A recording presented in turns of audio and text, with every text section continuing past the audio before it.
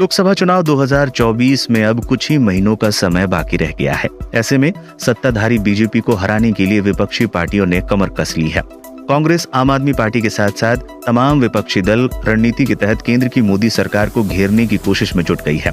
Budget सत्र के दौरान से ही कांग्रेस काफी हमलावर रही है।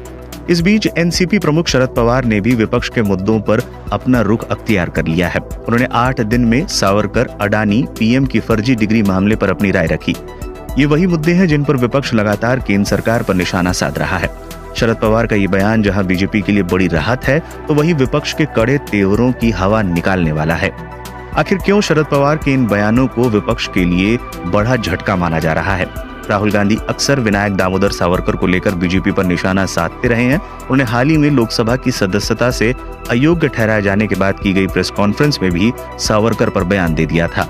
मेरा नाम सावरकर नहीं है, मेरा नाम गांधी है। गांधी किसी से माफी नहीं मांगता। अदानी जी की शेल कंपनीज हैं, उसमें 20,000 करोड़ रुपया किसी ने इन्वेस्ट किया। सवाल ये है, ये जो 20,000 करोड़ रुपए हैं, ये किसके हैं? सवाल पूछना मैं बंद नहीं करूंगा। नरेंद्र मोदी जी का अदानी के साथ क्या रिश्ता है और 20,000 करोड़ रुपए किसके हैं? मैं पूछता जाऊंगा, मुझे कोई डर नहीं लगता इन लोगों से। और अगर ये सोचें कि मुझे डिस्क्वालीफाई करके, धमका के, जेल में डाल के मुझे बंद कर सकते, नहीं, मेरी वो हिस्ट्री नहीं है। मैं हिंदुस्तान के लोकतंत्र के लिए लड़ रहा हूँ और मैं हिंदुस्तान के लोकतंत्र के लिए लड़ता रहूंगा।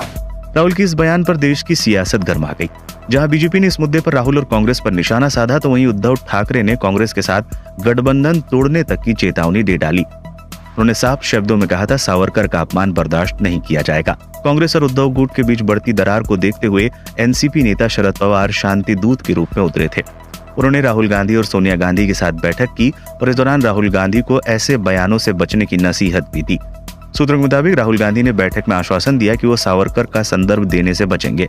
शरद पवार ने खुले मंच से भी सावरकर की तारीफ की थी। नागपुर में एक कार्यक्रम में उन्होंने कहा था, आज सावरकर कोई राष्ट्रीय मुद्दा नहीं है, ये पुरानी बात है। हमने सावरकर के बारे में कुछ बातें कही थी, लेकिन वो व्यक्तिगत नहीं थी। ये हिंदू महासभा के खिलाफ था, लेकिन इसका एक दूसरा पहलू भी है। हम देश की आजादी के लिए सावरकर जी द्वारा किए गए बलिदान को नजरअंदाज नहीं कर सकते। इसके अलावा पीएम मोदी की डिग्री पर भी शरद पवार ने साफ कह दिया था कि ये कोई मुद्दा नहीं है। पीएम मोदी की डिग्री नहीं, महंगाई और बेरोजगारी देश के लिए सबसे बड़े मुद्दे हैं, ये कहकर शरद पवार ने इस मुद्दे पर अपनी राय स्पष्ट कर दी थी। पवार के इन्हीं बयानों की वजह से उनके ही सहयोगी दल उन पर अब सवाल उठा रहे हैं। ये भी पूछा जा रहा है कि सही मायने में वो किसके साथ हैं। साफ तौर पर कहा जा सकता है कि 2024 के लोकसभा चुनाव से पहले शरद पवार का विपक्ष से उलट ये बयान विपक्षी एकता की कवायदों को झटका दे सकता है।